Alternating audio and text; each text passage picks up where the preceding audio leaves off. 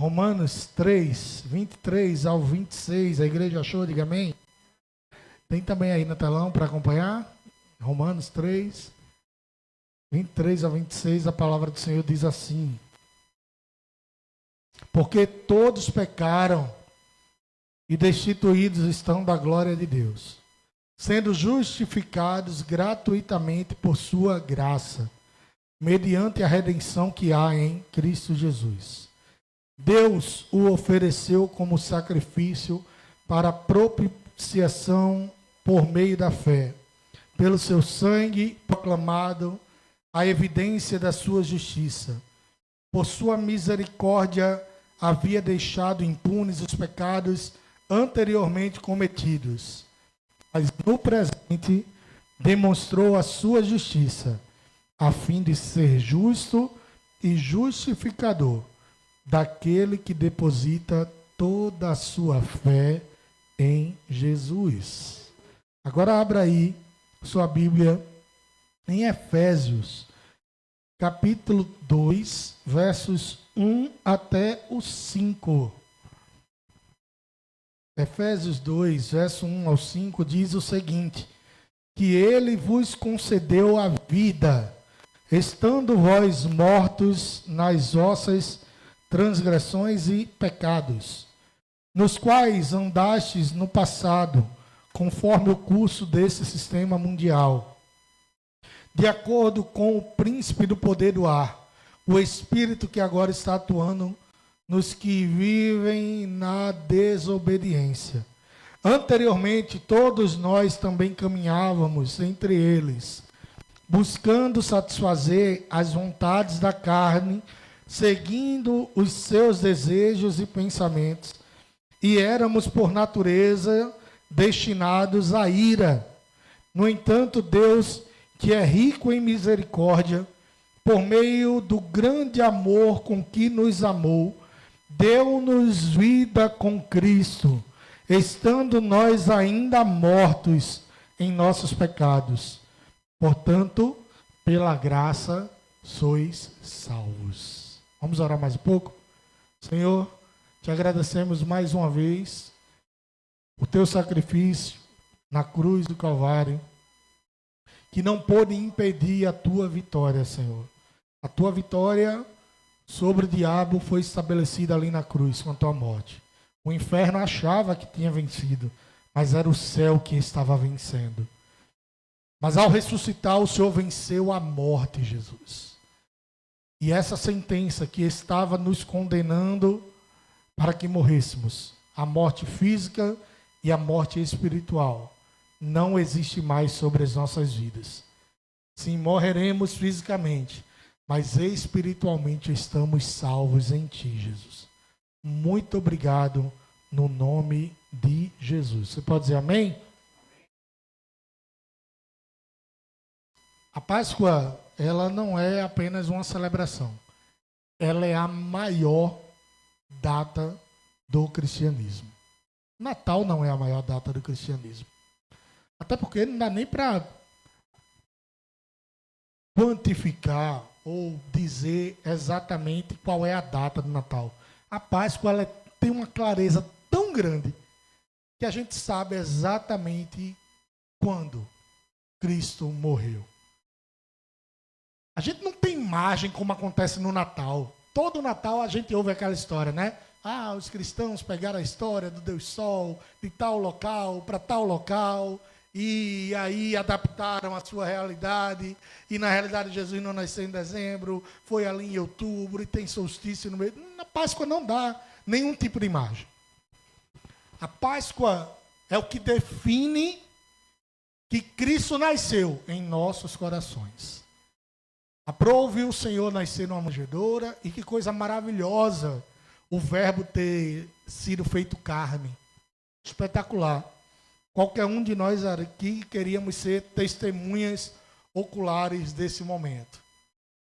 Mas somente em um momento, quando o Senhor expirou pela última vez e disse que tudo estava consumado, é que a terra toda se escureceu às 3 horas da tarde. um grande terremoto tomou conta de toda Jerusalém. Somente nesse momento, e não no momento do nascimento de Jesus, o véu do templo se rasgou de alto a baixo.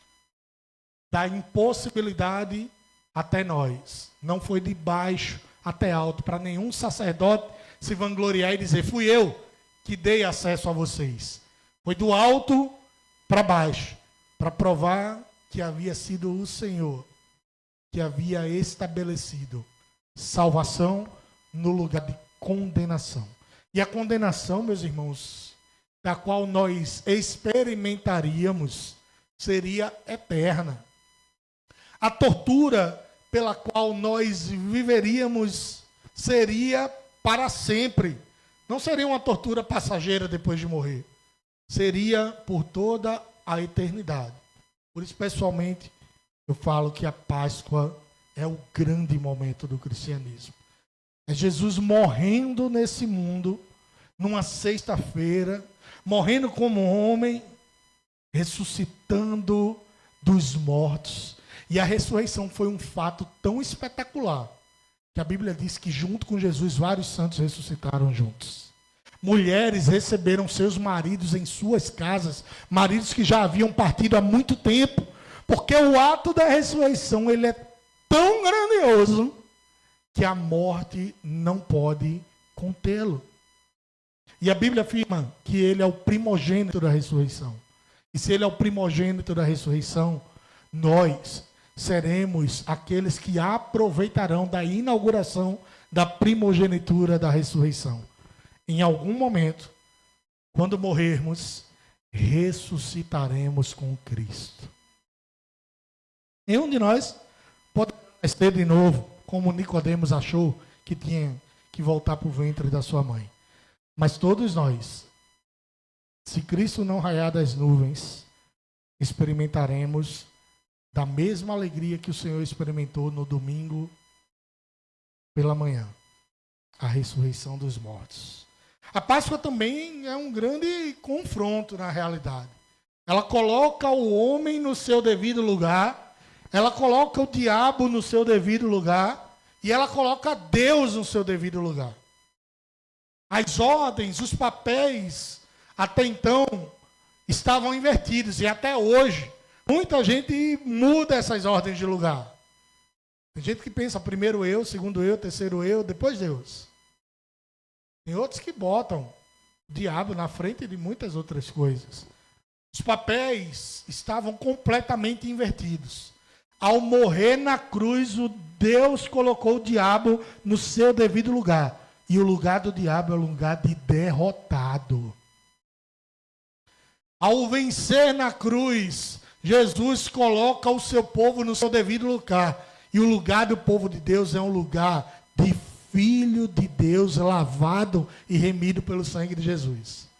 E ao colocar-se na cruz, morrer e ressuscitar ao terceiro dia, Jesus se coloca no devido lugar, no governo de todas as coisas.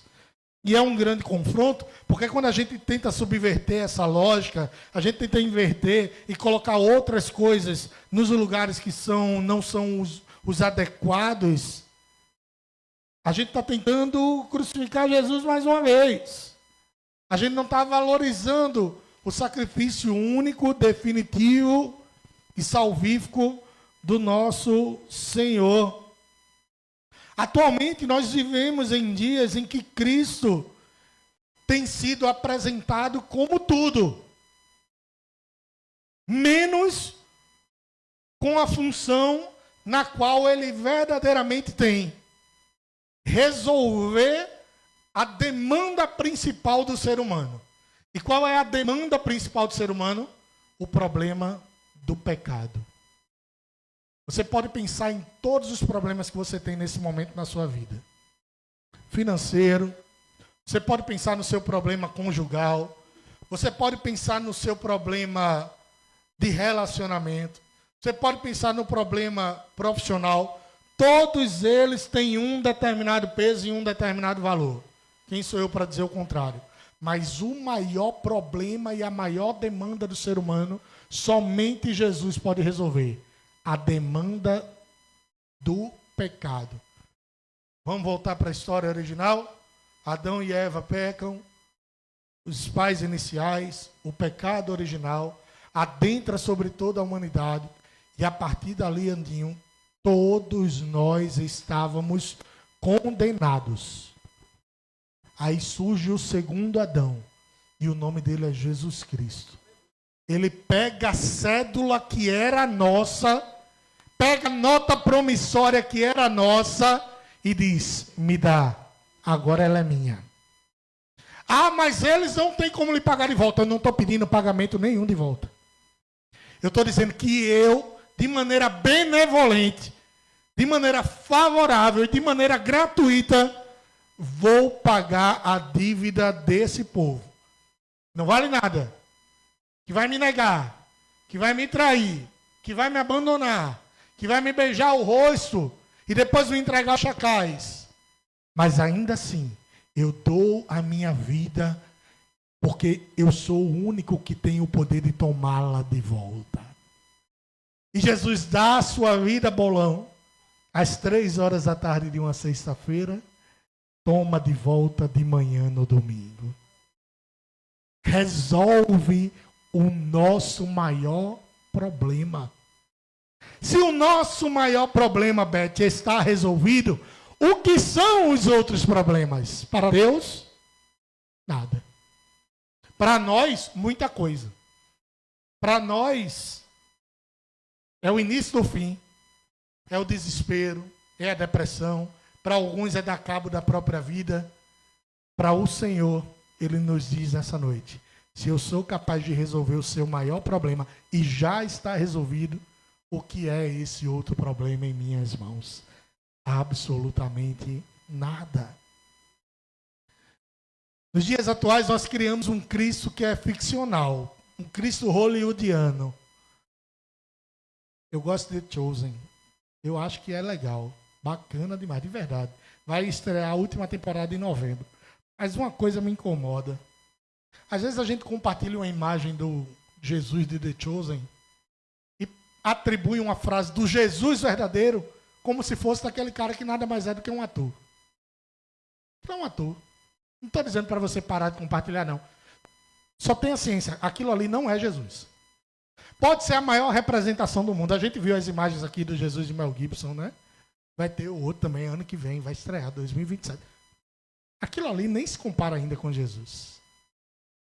A gente faz ainda pior. Porque se fosse só uma representação artística que usa-se como referência do sofrimento, da vida e da morte e da ressurreição de Cristo, estava bom. A gente transforma Jesus em coisas que ele não é. A gente diz, Jesus era um grande motivacional. Jesus era um comunista, alguns dizem. Jesus era um anarquista, outros dizem. Jesus era um pacificador demais, aceitava as coisas calado demais, outros dizem. Outros vão dizer, não, Jesus era um guerreiro. Nos dias de hoje, Jesus é um coach, né? Está dizendo para você, olha, Deus ajuda quem cedo madruga. O cara inventa até versículo, atribui a Jesus para dizer que Jesus é uma coisa que ele não é.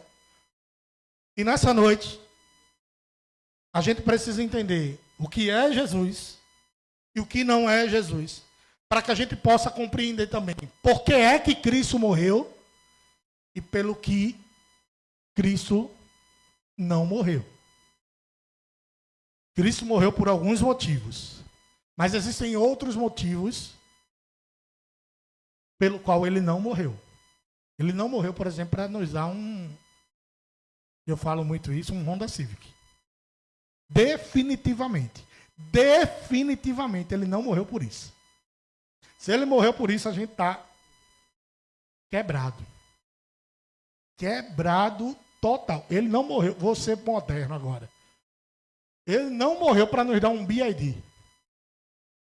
Pode ter o BID na nossa vida? Amém, glória a Deus. Se acontecer, glória a Deus. Se não acontecer, mas morrer para dar um BID, não foi por isso. Ele não morreu para nos dar uma mansão em Fernando de Noronha. Não foi esse o motivo da morte de Jesus. Se foi esse, nós somos os mais pobres, miseráveis, cegos e nus dos homens.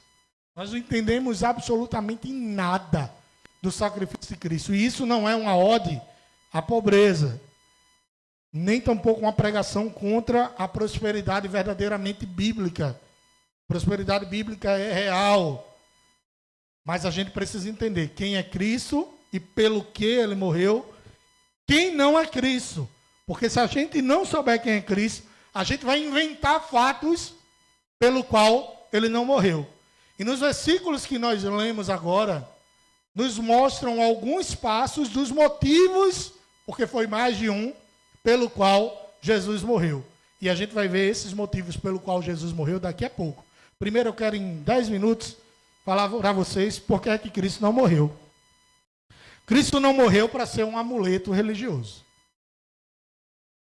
Cristo não morreu para ficar pendurado no nosso pescoço. Cristo não morreu para a gente abrir uma Bíblia no painel do nosso carro. Cristo não morreu para a gente abrir uma Bíblia no painel do nosso rack. A gente está fazendo uma mandinga gospel, somente. Se a gente acha que abrir uma Bíblia num rack é atrair proteção de Deus, você está mais perto do zoroastrismo, da astrologia, do que do cristianismo. Muito mais. Cristo não morreu para ser um amuleto. A cruz vazia, usada por nós cristãos protestantes, não é um objeto de superstição. Tem algum problema usar? Eu não vejo nenhuma dificuldade. Se você quiser usar, você pode usar. Se você quiser me dar, me dê. Eu vou usar algum tempo, depois eu vou parar, porque eu uso coisas por tempos limitados demais. A gente tem aquele Transilinzinho assim com o nome lá, né? Usei 2 semanas e parei. 2 semanas foi muito, 1 semana. Mas não foi de maldade, não foi nada. É porque eu não consigo, além de relógio, usar nenhum tipo de coisa assim, não. Eu acho que é um trauma. Porque quando eu me converti, eu tinha uns patuá. E um dia eu desmaiei no meio da igreja. E a primeira história que rolou foi que eu estava cheio de demônio por causa do patuá. E aí, foi assim mesmo. É umas ostras. Era umas ostras assim, ó, branquinha. E eu só ouvia no fundo assim, tira a ostra. Eu acho que é isso, porque eu não uso. Posso até usar a cruz. A gente pode até, ali como está no símbolo da igreja, uma casinha com uma cruz. Mas é só um símbolo, é só um logo. Se você tatuar isso no seu peito, não vai trazer, não. Você vai rolar um tiroteio e vai bater em qualquer lugar, menos não vai. Cuidado. Agora, a cruz para o cristão significa o que está escrito lá em Lucas 9:23. Aquele que quer vir após mim, negue-se a si mesmo. Tome a sua cruz. Tome o seu peso. Tome a sua luta. E depois, siga-me. Não é usar pendurada no pescoço ou pregada numa parede. Mas, gente, chega em casa, deu um revestrez lá na parede, ficou fofo a parede, a cruz fica de cabeça para baixo. Aí você diz logo, eita, meu Deus, estou no meio do filme de terror, ou numa pegadinha de Silvio Santos, que Silvio Santos vai dar um negócio desse. Como dizia John Stott, grande teólogo, a essência do pecado é o homem substituindo Deus. E a essência da salvação é Deus substituindo o homem. No cristianismo não existe nenhum amuleto. O que existe é tomar a cruz e seguir a Jesus. Logo, Cristo não morreu para ser um amuleto. Ele não é um pé de coelho, ele não é uma ferradura. O que mais é amuleto por aí? Nem sei essas coisas. Um pé de arruda. Cristo não é isso. Eu vou levar aqui o santinho no bolso, porque se eu botar no dia no bolso, no dia que eu estiver fazendo concurso, viu, aqui, eu vou dar essa dica a você, viu? Bota no dia que estiver fazendo concurso o santinho no bolso, que vai que é nesse dia. Cristo não é isso. Cristo não morreu para ser nosso mordomo.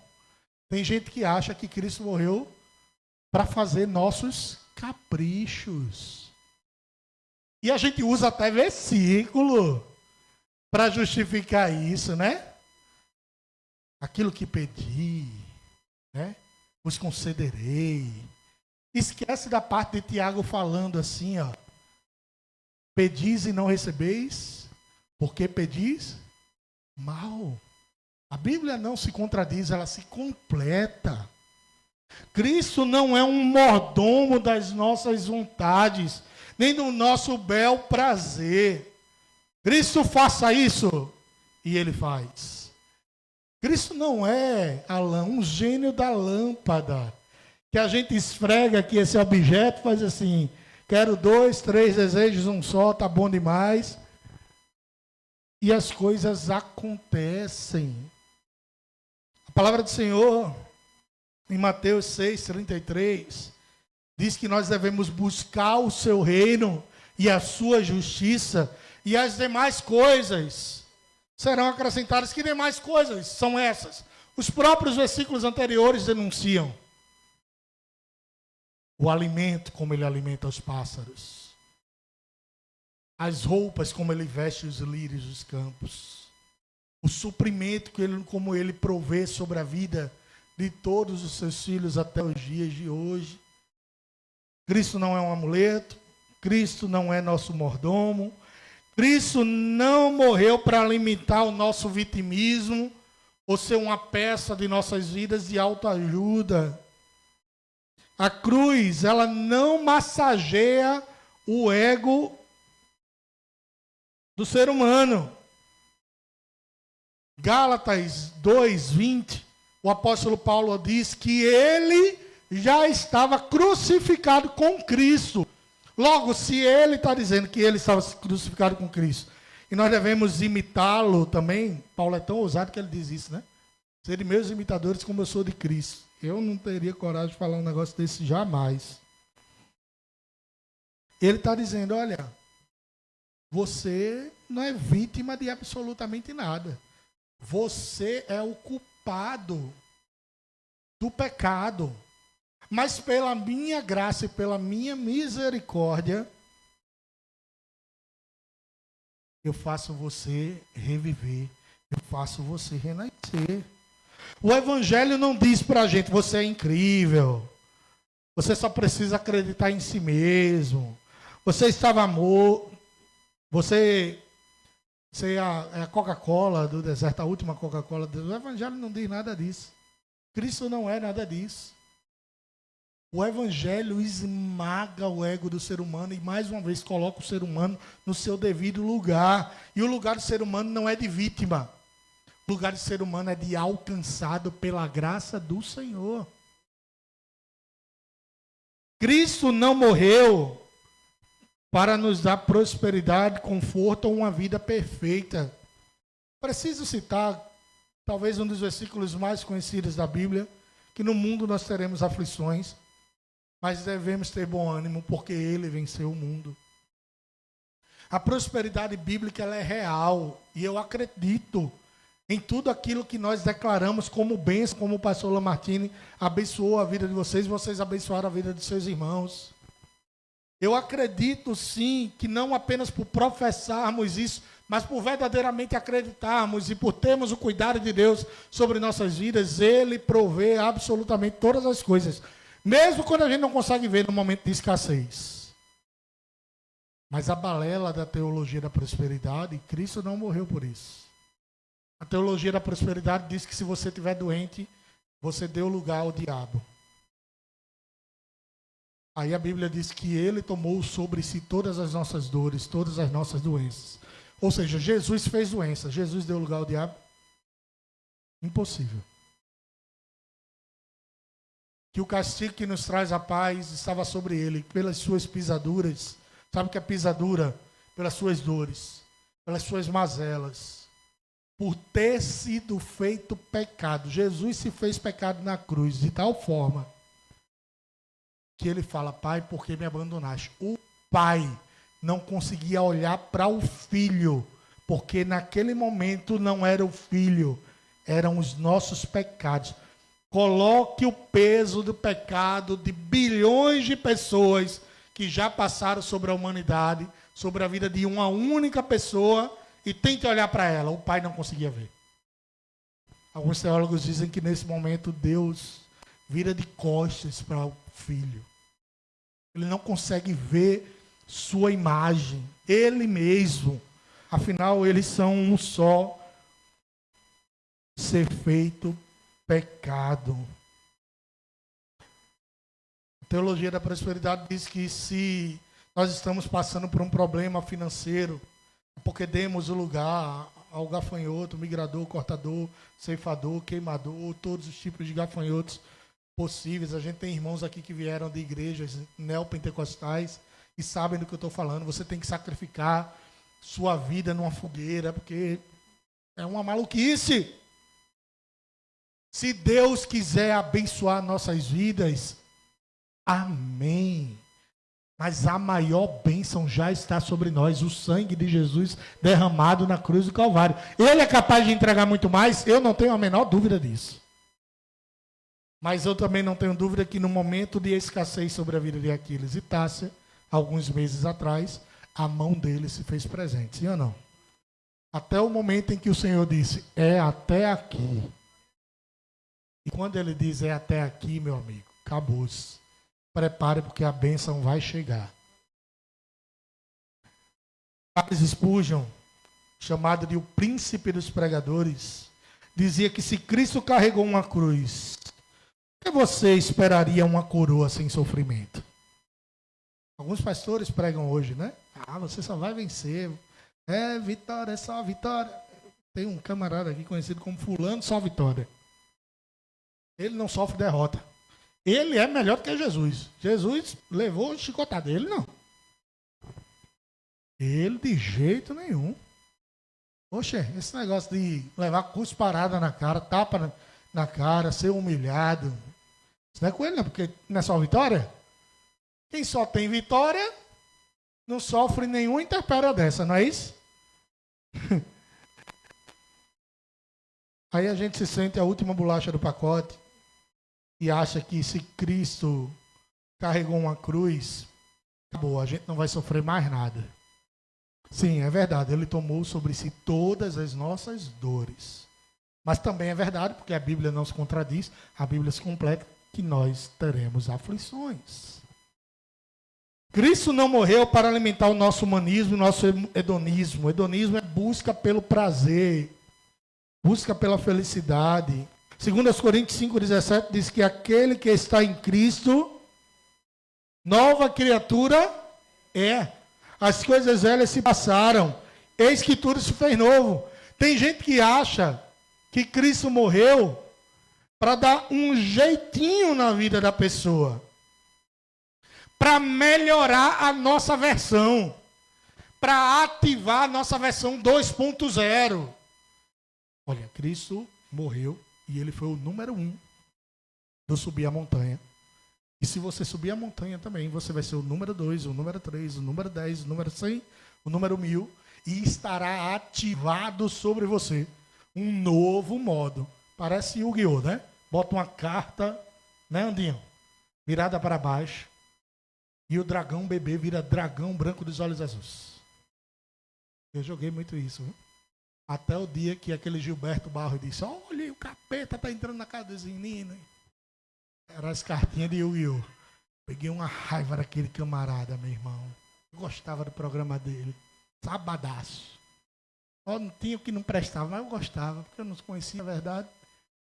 Até o dia que ele mostrou as cartas de Yu-Gi-Oh! Na tela. E isso é o demônio. Eu, eita, manhã pegou, rasgou. E arretado. Mas tem gente que pensa que o cristianismo é isso. É uma carta virada para baixo, que ativa um modo mais forte, mais robusto, mais feliz, mais homem, mais mulher. Eu não gosto muito, não, desse camarada. Eu não vou citar o nome dele, não. Mas ele disse assim, quer dizer que o cara tem que subir uma montanha para aprender a ser homem? É? Na minha igreja eu ensino o povo a aprender a ser homem. Não precisa subir montanha nenhuma, não. Um homem que precisa subir uma montanha para aprender a ser homem, eu acho que ele vai precisar subir umas 10. Nada contra. O pastor Gineu gosta de um monte, gosta de um fogo. Não tem problema. Vamos subir para o monte também, orar. Mas a gente tem que saber que o Deus que está no monte está aqui também. Acabou. A mulher de samaritana pergunta a Jesus, olha, o povo daqui diz que o local de adoração é no Monte Gerizim. O seu povo diz que é em Jerusalém. E o Senhor diz o que disso? Chegará um tempo, e esse tempo já é chegado, em que os verdadeiros adoradores adorarão o Pai em espírito e em verdade. Em espírito porque o Pai é espírito, em verdade porque Jesus é o caminho, a verdade e a vida. Pelo que Jesus não morreu? Jesus não morreu para ser um amuleto, não morreu para ser nosso mordomo, para alimentar nosso vitimismo, para nos dar prosperidade barata, para alimentar nosso humanismo, hedonismo. Ele não morreu para negociar, ou negociarmos bênção com Deus. Ele não morreu para garantir status social ou influência nosso. Ele não morreu para a gente ter mais seguidores no Instagram. Ele não morreu para que o pecado e a verdade fossem relativizados. Cristo não morreu para adaptar o Evangelho e a igreja ao mundo. E a igreja e o Evangelho estão se adaptando ao mundo. Eu vi por esses dias que tinha uma igreja que fez uma balada gospel. E eu não tenho problema com o pessoal se divertir, dançar, curtir. As meninas dançaram aqui, né? Eu já dancei no Ministério de Dança também da igreja. Meu tempo passou, não tem problema. Ainda faço, né? Um negocinho. Aí entrou a balada gospel, aí depois já teve a noitada gospel. Aí já vai ter um inferno gospel. Porque aí a gente vai relativizando. E Cristo não morreu para a gente relativizar a verdade, nem o Evangelho. Cristo não morreu para promover nosso sucesso. Cristo não morreu para evitar que fôssemos perseguidos. Cristo não morreu para entreter multidões. Se você vê um picadeiro, ao invés da palavra, entretenimento. O compromisso da igreja lá, eu sei que às vezes é chato ouvir isso, mas é necessário. Nosso compromisso não é com entretenimento. Não é com entretenimento. Nosso compromisso é com a palavra. É chegado o tempo de pregação da palavra. Entenderam pelo que Cristo não morreu? Agora vamos entender por que é que Cristo morreu? Romanos e Efésios já nos deram algumas dicas. Efésios 2:1, coloca aí por favor, Cleidson. Estou acabando. Tem 8 minutos antes da ceia. Efésios 2:1 diz que ele vos deu a vida, estando vós ainda mortos nas vossas transgressões e pecados. Agora eu sei por que é que Cristo morreu. Cristo morreu porque nós estávamos mortos. E morto, meu amigo, não tem opção. Morto, se disser que vai enterrar no cemitério de Paulista, no Morada da Paz, no Vale da Saudade, em Santa Amaro, ou se vai jogar num lixão, porque tem gente que fala isso, né? Se eu morrer, pode me jogar no lixão. Ele não tem mais opção. Ele está vivo para saber onde é que botaram o corpo dele? Não está. Nós estávamos mortos. Só que ele morreu para nos dar a vida. E quem está vivo tem opção. E a opção de nós, vivos, que estamos reunidos hoje aqui, é dizer: Senhor, muito obrigado pela tua vida em nossas vidas. Cristo morreu como fiador da nossa dívida. Bota aí, por favor, Cleidson, Colossenses 2,14. Vamos ver um pouquinho da Bíblia rapidinho aqui. Por que é que Cristo morreu? Porque nós estávamos mortos e ele nos deu vida. E para ser o fiador das nossas dívidas, ele cancelou a escrita de dívida que consistia em ordenanças e que nos era contrária. Ele a removeu completamente na cruz. Nós éramos devedores. Ele rasgou a cédula e disse: a dívida está paga, está consumado. Tetelestai significa está pago. Não há mais acusação contra ele. Não há mais cédula de dívida dele. Não há mais pena de morte para ele. Não é porque eu anulei. Eu paguei por eles. E o preço foi alto. E o preço foi altíssimo. Por que é que Cristo morreu? Porque Deus estava irado. E ira de Deus é um atributo de Deus. A gente fala assim, quais atributos de Deus? Bondade, misericórdia, graça. Ira é um atributo de Deus. Apocalipse fala dos 7 cálices da ira de Deus. E em Romanos 3:25, coloca aí, por favor, João, Cleiton. Quem é que está hoje aí, os dois, né? João? Vai, João. Desenrola aí. Diz que Deus ofereceu como sacrifício para propiciação por meio da fé, pelo seu sangue, proclamando a evidência da sua justiça. Por sua misericórdia havia deixado impunes os pecados anteriormente cometidos. Deus estava irado. Deus estava invocado, cariado. A dizer de uma forma maranguapiana. Estou cariado com essa galera. Eu preciso saciar a minha ira. E para saciar a minha ira, precisa ser com preço e sangue. E tem que ser com o sangue do meu filho. A cruz não é apenas amor, é justiça de Deus. Deus permitiu que o seu filho... Ele poderia ter chegado num anjinho de 8ª categoria e dito assim, anjinho, quem vai é tu. Tu que vai morrer por essa galera aí, viu? O filho se coloca na frente e diz, eu me faço sacrifício pela humanidade. Porque o pecado é tanto, mais uma vez, bilhões de pessoas em todas as épocas. John Piper dizia que a cruz é o lugar onde Deus é mais glorificado e o pecador é mais profundamente humilhado. Cristo morreu por outro motivo. Coloca aí, por favor, Isaías 53:5. Cristo morreu para ser o nosso substituto. A cruz era nossa. Literalmente a cruz era de alguém que nos representava. O nome dele? Barrabás. E já é tratado nas séries, nos filmes, que muito provavelmente Barrabás era maior do que Jesus. E os braços de Jesus não chegariam até o local do prego na cruz. E os ombros de Jesus precisaram ser deslocados para caber na cruz, porque a cruz não era dele. Era de outro. Era nossa. E Barrabás, não é? Barrabás sou eu. Barrabás sou eu e você. O ombro é deslocado, não quebrado, porque não podia ser quebrado. Deslocado para caber na cruz. Isaías 53:5 diz que ele foi transpassado por causa das nossas culpas e nossas transgressões. Foi esmagado por conta das nossas iniquidades. E o castigo que nos traz a paz estava sobre ele. E pelas suas pisaduras, nós somos alcançados. Nós somos sarados. Cristo morreu para reconciliar o mundo ou seu povo com Deus. Romanos 5:10, coloca aí, por favor. Diz que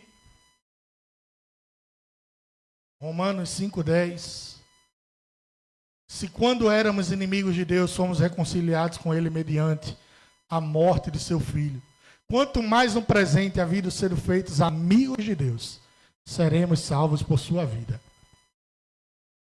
Cristo morreu para nos libertar da condenação.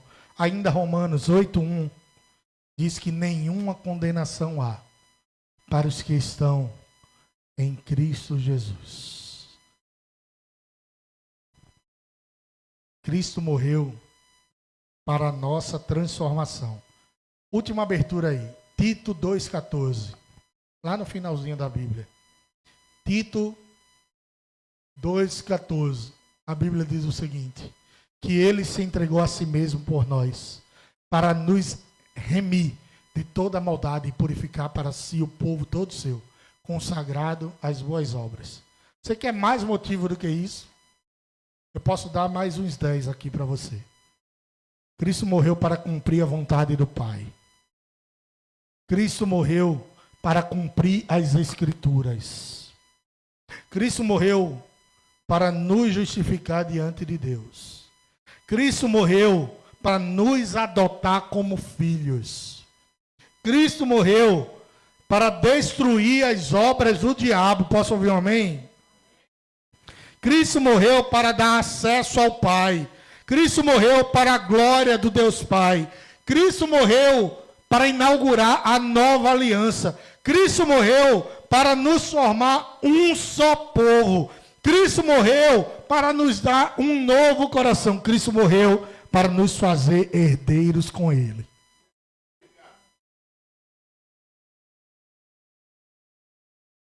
Todos esses aqui têm uma referência bíblica. Vou mandar no grupo da igreja. Do porquê é que Cristo morreu. Então ele morreu para destruir as obras do diabo. Então ele morreu para nos reconciliar uns com os outros.